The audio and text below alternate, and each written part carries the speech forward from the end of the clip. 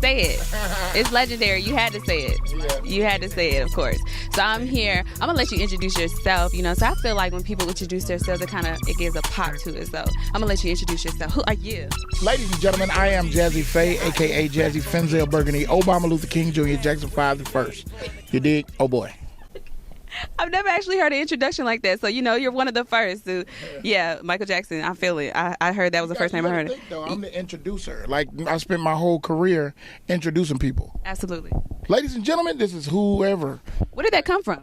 I don't know. You just all of a sudden one day I just said, I think it was like from that old record. Like it's an old record that used to say like on a break beat and used to go, "Ladies and gentlemen." I was like, "Ooh, I'm gonna take that."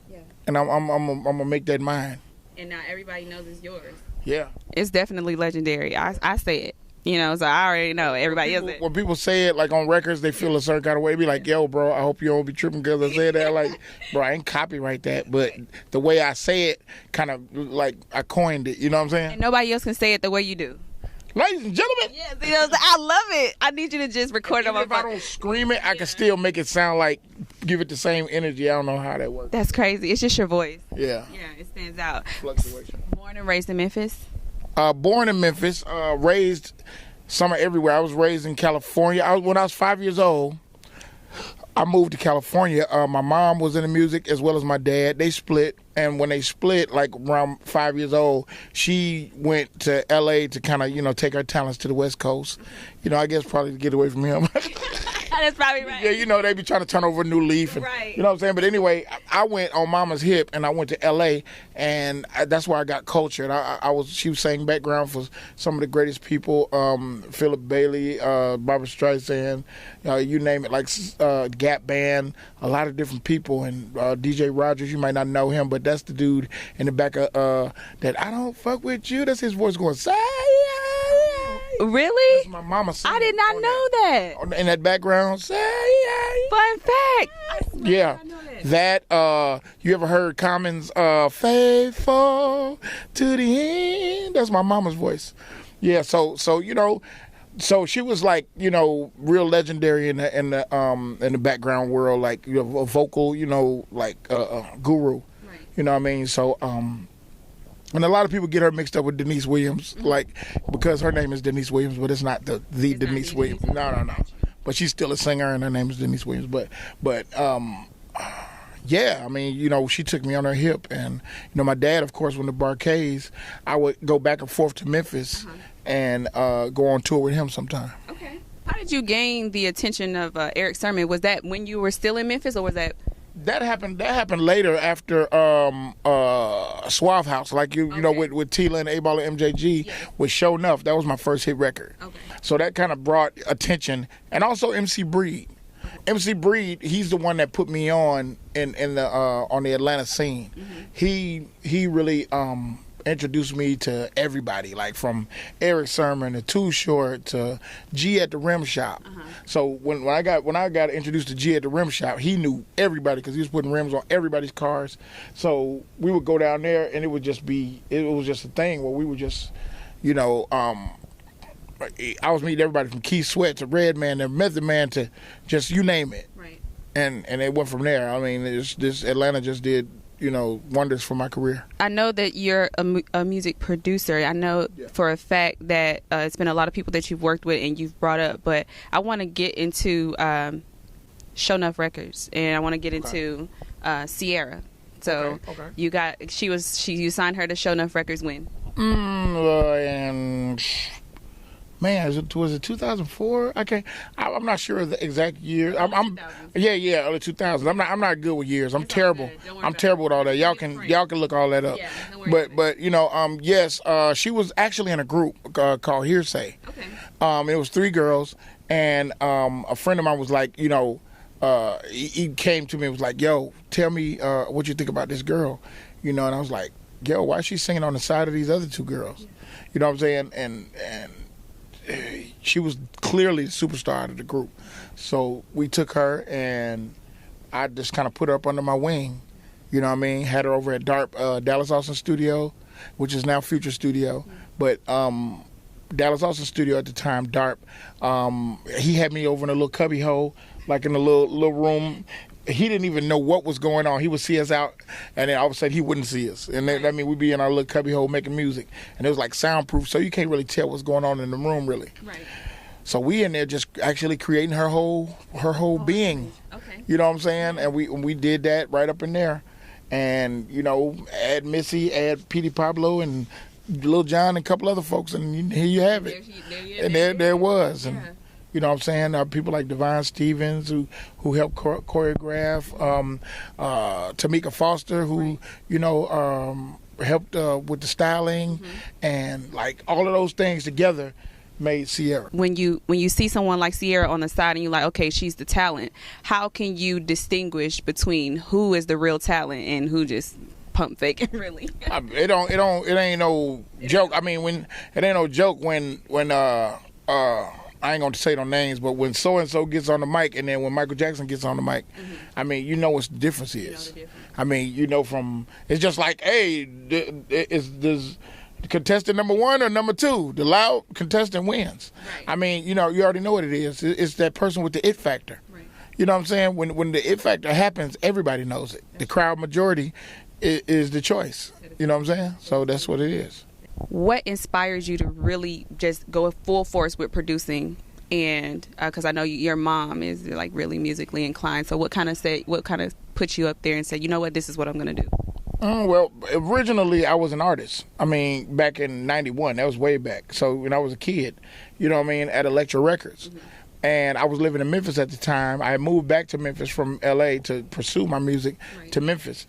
So, because my dad was around, you know, he was with a local company called Mega Jam Records, who, you know, people like Penny Hardaway was like one of the friends that was like frequent through the offices, and my dude was like popular in the city. So they got me a deal with Elektra. So I went over there, put out an album and a single, and I had my first single out at the time, and this guy named Bob Krasnow, who was the CEO of Elektra, he passed away. And so when he passed away, he was an old guy. He lived his life. He had passed away, and everybody who didn't have a gold record or better got dropped from the label. Wow. So I got dropped from the label. Wow. So going back to a town, I say town, like Memphis, Tennessee, like, you know, because they had that town mentality back then. And going back to a place like that where a loss, like it's like, oh, Jazze lost his deal. Yeah. You know what I'm saying? He lost his deal, and you know, it's kind of like I was looked at as like a failure. You know what I'm saying? Right. So, and nobody want to work with me. So one of my partners said, you know, all of the time that you've been going in the studio, you haven't been really programming the beats, but you're really producing these records. You are. Say, because all of these guys around you that you're going in the studio with, they can't make this kind of music without you. Right. So he's like, look, so we're going to go to this MPC, this beat machine right here. He said, this is going to be your baby right here. This is what you need right here. And he taught me how to work it. A kid named Michael Patterson showed me how to link them with the keyboards. Okay. And I was off to the races. I sold one beat. It was like $50 or something like that. Did a couple for free. Then $100, then $500. Then somebody might have hit me up and said, yo, man, I know you over there charging like $5,000. I probably got about $3,000. I was like, okay. You know what I'm saying? Right. And so you were selling yourself short for a minute now. Right. So Tila heard me, okay. And he was like, yo, man, when I do my thing, bro, I'm calling you up. So when he got his deal, he went to Houston, and he got his deal. He called me up. I was in Atlanta at the time. He said, man, look, I want you to come out here and work with me and 8Ball MJG and all of us over here. Yeah. So I want to do my album. I said, man, well, let's go back to Memphis. Yeah. So we went back to Memphis, worked on the album. Yeah. I think one night we wasn't vibing too tough, so we went out to the strip club and came back and just conjured up. We had a bunch of girls with us in the studio, the liquor, and acting crazy, and along came this record. Hoes in the club showing up, shaking that ass in the club, nigga. And so we did the record. Record was amazing. Sent the record to 8Ball MJG, and they was like, it's cool. They thought it was cool at first, you know what I'm saying? Yeah. they was like, okay, you want us to get on it? They weren't in love with the record. Right. But it was like they liked it. So they did the record. Everybody just started going crazy. Like, you know how you working, so you're not even thinking about it. We just working. So right. we know we're making some dope music. We think all our music is dope. Absolutely. So you know, people just start calling back like, yo, got one. That man really got one. Da, da, da. So they like talking about the single. So we put the single out. Show Enough came out. Crazy. The record was so big in Houston that I had to move to Houston. Crazy. So if you go and like if anybody knows about reason why Texas rappers are so rich, is because like if you go to Houston, you can't. What I learned by being in Houston is you can go from one side of Houston to the other side of Houston and not even see the same people. You can see a whole. They still be hood folks, but they don't be the same people. They'd be like, man, I don't go over there, or I don't go over here. You know what I'm saying? Right. You got certain people who go everywhere, like your Rap-A-Lots, and you know what I'm saying. If you with Rap-A-Lot, you can go anywhere you want to go. Right. You know what I'm saying. And then Suave House was kind of sanctioned by Rap-A-Lot. They was kind of little brother in them. You know what I'm saying. So basically, all the rappers can go and do. I could do a show on Monday, do a show on Tuesday on the east side, on the south side, on the west side, all different shows. Right. And by the time I get through performing my whole mixtape, all through there, and then I go down to Corpus Christi and go out to these local little areas. By the time I get done, I didn't tour my whole mixtape. Then it's time for me to probably do another run if it's really hot. Right. Run it one more time, then I can do another mixtape. Go out and make the same money again. It's crazy. So you can really create, like a lot of those rappers, like if you can't really get on, if you notice, now think about the smartest dudes in music. Master P went to Houston. Master P went down and spent time in Houston. He spent time on the West Coast because he knows that even on like Oakland is similar. It's compartmentalized. It's like they go like you got the East Oakland, you got West Oakland. Like them, they don't you know what I mean? They don't hang around each other. Right. You know what I'm saying? So you can go make money in all of those places. In all different places. You can make money in all those places. So don't overlook that chilling circuit. I mean that's where that bread is. So that's what we did. I mean, I had to move down there because I was flying back and forth. I was like, wait a minute. I'm flying home. I'm coming to do 3 shows, going back. Then 2 days later, I'm gonna do 4 more shows. Then I'm coming back. Okay, I'm moving there. Yeah. So they got me a spot. I was staying in the hotel. That's crazy. How long were you there? I was there about a year and a half. Yeah. And we were rocking the same song. Holding the club, tired of balling. Holding the club, tired of balling. You know what I'm saying? And it went viral. That record was humongous. Oh, yeah. And they was like, it's okay. Yeah. No. They understood after that. Right. Now even when they perform like A-Ball and MJG, they perform that record last. Yeah. They perform that song and they probably sometimes either that or Lay It Down. That's my riding music because as soon as the beat come on, it's captivating. Yeah, and it's fun. It's like it's exciting. It sounds like a party. Absolutely. You know what I'm saying? Yeah. It sounds like a house party.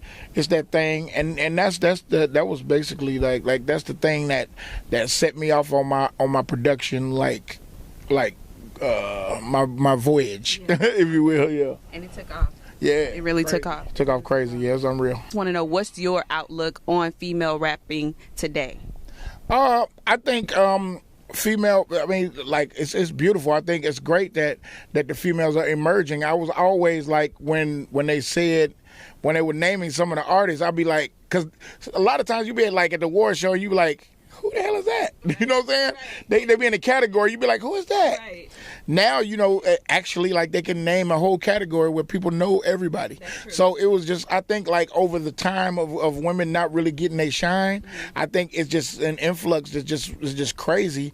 Like, and Cardi, and I think Cardi, namely, really opened it up because of her realness, just her, you know what I'm saying? Yeah, she was so in touch with just reality. Right. You know what I mean? She was like, okay, I know, everybody knows somebody like that. Somebody that just anything just gonna fly out their mouth, and they just like the homie, the auntie, they somebody at the Spades game. That's very true. You know what I'm saying? That's very true. They're gonna be somebody like that, whether you're in the South, whether you're on the East, wherever. You're gonna have somebody like that, probably used to be a stripper, or not even necessarily be a stripper. It could just be a street. You know what I'm saying? And just hood and cool and real. You know what I'm saying? So once that happened, that relatable that in touch, I think people really grab the hold and say, wait a minute, I could do that. I could do that too. Like, do I got to be a stripper too? But a lot of people are doing that. Or a lot of females are starting off being strippers to really do that. Yes. I've seen it. A young lady told me the other night, she was like, well, first, I'm already waitressing. I think I'm finna start stripping. Yeah. She said, I've been working out. I'm finna start stripping. And then I'm gonna start rapping. Yeah. She said, she gonna rap? You gonna work with me? I was like, She told you a whole game plan. yeah, but I was like, dang, it really hit me hard because I'm like, dang, like people is really like using that as a blueprint. Yeah. You know what I'm saying? But to me, it's like, I'm still about the craft. I'm still about the craft, and it's certain things that I'm just not gonna do. Absolutely. You know what I mean? If you ain't got skills, if you don't have what it takes, if you ain't moving nothing, then I'm just not your man. I ain't gonna knock it, but I'm just not your man. I represent quality. I don't represent quantity. I represent quality. I represent something else. You know what I'm saying? I come from music. I come from a musical background. I know my notes. Right. I know when you off key. Right. I know when you off beat. I know when you don't really want it. I know when you really don't want it. You're just doing it for money. I don't do this for money. I don't do this for money. If you do what you love every day, the money gonna come. Right. The money gonna follow you. It's gonna come to you. Yeah, you gonna have to. I got to schedule my money. Just like they was calling you for them $500 beats you was producing. Right. And they calling me now. Right. You know what I'm saying? And they far from 5,000 number. Right. You know what I'm saying? So we just moved up and now I got cats up under me. I got youngins up under me now. I got Jupiter. I got one of my producers named Jupiter. I got Dre. I got Corey Moe. I got some legendary cats up under me now. Absolutely. For anybody that wants to work with you, I know people walk up to you and they probably see you out. I don't know if you be out and about, but if they walk and say, "Hey, can you listen to a mixtape?" What kind of what kind of reaction do you have for that person? I listen to the mixtape. I'll take it. Yeah. You know what I mean? But at the same time, I mean, just don't walk up to me and start rapping. I hate that. Okay. Because I can't sell your freestyle. You've had that. I mean, but I can't sell a freestyle. Like, so if you come up and be like, "Man, my dude, he can rap," so everybody can rap. Right. They rapping on Sprint commercials. So it's like everybody's rapping. Like, what about the package? What about the package? I want to see a real effort to be a superstar. Because people come up to you and they don't really think about all of the people that are standing in line. Right. You know what I'm saying? Are you qualified? Like, are you getting on stage? Are you dedicating your life to this? Right. I know people who put down their books, who put everything to the side just to pursue this. Quit their jobs. Like, really, really pursuing this shit, like, for real. Like, standing on doorsteps of studios and, don't stand on the doorstep either. But you know what I'm saying? For real. For real. Like, people go hard for this. And a lot of cats take it for granted and be like, "Yo, I got a record." And then they're like, "Man, bro, I'm not really into single deals." Unless it's just a massive single or something like that. But, it's just one of them things. It's just like, I love people who are dedicated and want it for the long haul. I want to bring Hood Rich in this because I feel like I've watched him really preach to people who don't know any better. Right. And people who come up and they make kind of the wrong decisions. They get with the wrong deal because they're not educated. Right. So are you educating people who come around you and work with you as well as kind of producing hot music? Absolutely, but that information is definitely not free. I know that's right. You know what I'm saying? It's just heard about that free. earlier. Everybody, yeah, it's like, that's consulting, like, Right. Because it's just one of those things. And I could tell you something, and then I could tell somebody else something, but what I told you might not work for them. Right. You see what I'm saying? Because it's all about how they, transpose it in their brain. Right. Now, it's all about, receiving the information and regurgitating it and actually reciprocating it. You know what I'm saying? And that means bringing it to fruition, putting it out there and really using it like you're supposed to use it. Right. And not misusing it. You know what I'm saying? I know you got some new stuff coming up. You care to share anything new that you're working on right now? Can we get just a little something? Yeah. I got new Ayo and Teo. You know what I'm saying? You know about them Roly with a dab of ranch. Yes, Ayo and Teo, but they've grown up quite a bit. So, they sound is a little different now. Shout out to Hood Rich. You know, they contributed to Rolly Rolly, which we up to 1 billion streams. We're 1 billion streams on that record. Really 2 billion, but you know, noted billion, 1 billion plus, and then 4 million sales on the single. We got a new single out right now called Flying Ghetto. Flying Ghetto, and we got a kid named Malik. Malik, he's from Hawaii. He also lives in LA, and he is coming with something different. I mean, fly, young cat. He's what, 19 years old, I think. Man, don't get me quoting. He's young. Just put it like that. He's young. But he got a record coming out called High. That record is hard. Who else? Klondike Blondie. We got Klondike. You know, she's dope.